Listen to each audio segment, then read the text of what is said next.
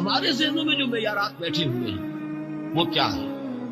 کامیابی پیسے سے ہے، کامیابی جائیداد سے ہے، کامیابی کاروبار سے ہے، کامیابی شہرت سے ہے، کامیابی اقتدار سے ہے۔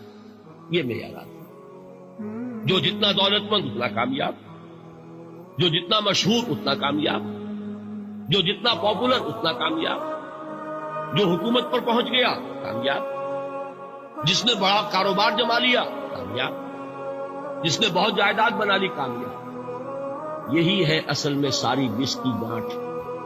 جو تصور کامیابی کا ہوگا اسی کے مطابق آپ کی بھاگ دوڑ ہوگی، اسی کے لیے جد و جہد ہوگی، اسی کے لیے توانائیاں صرف ہوں گی، اسی کے لیے دن رات کی مشقت ہوگی۔ یہ ہے اصل شے جس کی یہاں نفی ہو رہی ہے۔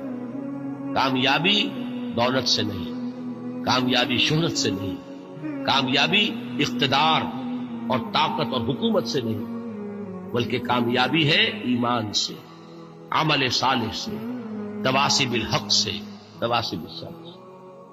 آپ غور کیجئے اس نقطہ نظر کا، اس ایٹیچیوڈ کا، یہ جو مینٹل ایٹیچیوڈ ہے، اس کا بدل جانا ہی انسانی شخصیت کے اندر انقلاب برپا کرے۔ اب آپ کا نتیجہ کیا نکلا؟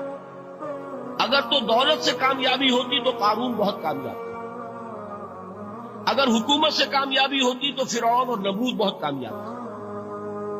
کامیابی ان سے نہیں، کامیابی انسان دولت میں قارون کی دولت تک پہنچ جائے اور دنیا میں دبدبہ اور اقتدار اور سلطنت اور حکومت کے اعتبار سے وہ نمرود اور فرعون کا مقام حاصل کر لے، وہ ناکام ہے، خائب ہے، خاسر ہے، برباد ہے۔ اور ابو ذر غفاری کامیاب ہے، چاہے ان کے پاس کچھ نہیں، جھونپڑی تک نہیں تھی، کوئی گھر نہیں۔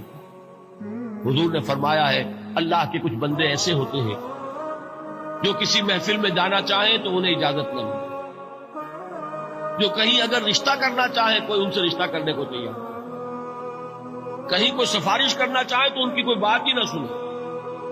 لیکن اللہ کے ہاں ان کا وہ مقام ہے کہ اگر بھولے سے بھی کسی بات پر قسم کھا بیٹھتے ہیں تو اللہ ان کی قسم کی لاج رکھتا ہے۔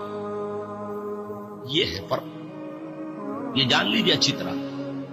اس بات کا مان لینا آسان، اس پر سبحان اللہ کہنا آسان، لیکن اس کے مطابق آپ کے اپنے ذہن کا بدل جانا بہت مشکل، اس لیے کہ ہم متاثر ہوتے ہیں اپنے ماحول سے۔ وہ بڑا محل ہے، دیکھ کر ایک دفعہ جھجری آتی، وہ بڑی سی 20 فٹ لمبی کار سناٹے کے ساتھ آپ کے پاس سے گزر گئی۔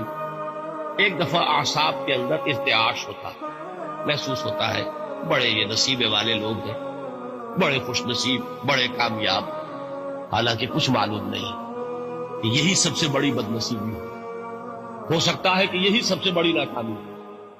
اگر ذہنوں میں یہ بات بیٹھ جائے کامیابی کس شے سے، یہی وجہ دیکھیے قرآن مجید میں بارہا آپ دیکھیں اولئک ھم المفلحون، یہ ہے لوگ کامیاب ہونے۔ آج ہی آپ نے نماز میں وہ آیات سنی، یا ایھا الذین آمنوا ارکعوا واسجدوا واعبدوا ربکم وافعلوا الخیر لعلکم تفلحون۔ اے ایمان والو، رکوع کرو، سجدہ کرو، اپنے رب کی پرستش اور بندگی کرو اور اچھے کام کرو تاکہ تم کامیاب ہو جاؤ۔ تو کامیابی کن چیزوں سے ہے؟ یہ ہے سب سے بڑا سبق۔ یہ ہمارے دل میں اگر بات بیٹھ جائے، ٹھک جائے، تو زندگی بدل جائے گی، صبح و شام بدل جائیں گے، نقشے بدل جائیں گے، بھاگ دوڑ کا رنگ بدل جائے گا، ویلیو سٹرکچر بدل جائے گا۔ آج وہ ایک چیز نہایت اہم نظر آ رہی ہے، کل نہایت غیر اہم نظر آئے گی۔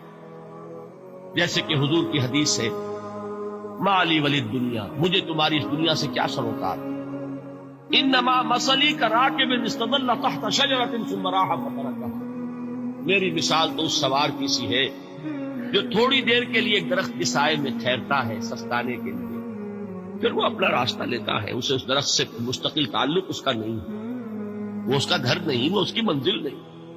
اسی طرح یہ دنیا میرا گھر نہیں ہے۔ اب دیکھیے ہم کہتے ہیں انا للہ و انا الیہ راجعون، ہم تو مسافر ہیں، ہم اللہ کے پاس سے آئے، اللہ کی طرف ہمیں لوٹ جانا۔ کن فی الدنیا کانک غریب و عابر سبیل، حضور فرماتے ہیں دنیا میں ایسے رہو جیسے کہ تم اجنبی ہو یا راہ چلتے مسافر۔ لیکن یہ طرز عمل کب ہوگا؟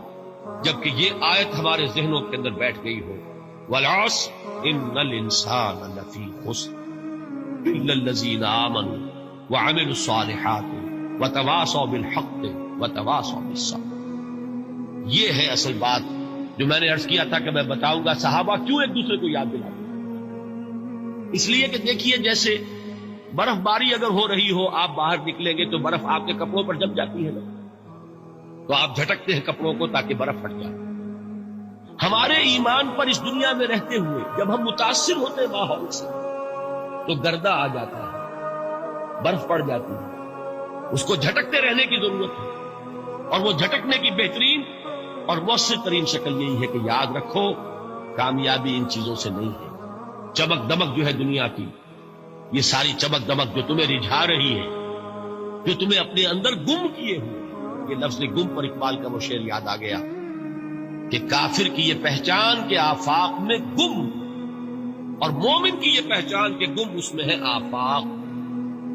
تم گم نہ ہو کر رہ جاؤ، اس میں مبہوت نہ ہو کر رہ جاؤ، مرعوب نہ ہو کر رہ جاؤ، دنیا ہی کی محبت تمہارے اوپر ڈیرے نہ ڈالے، تمہارے دلوں کے اوپر مسلط نہ ہو جائے۔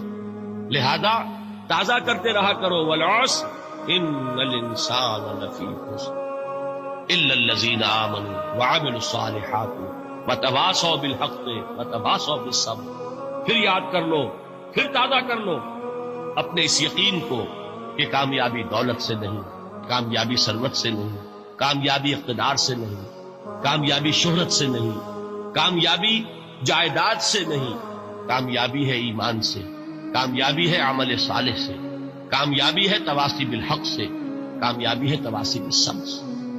یہ چار چیزیں ہیں کہ جو کامیابی کے لوازم ہیں۔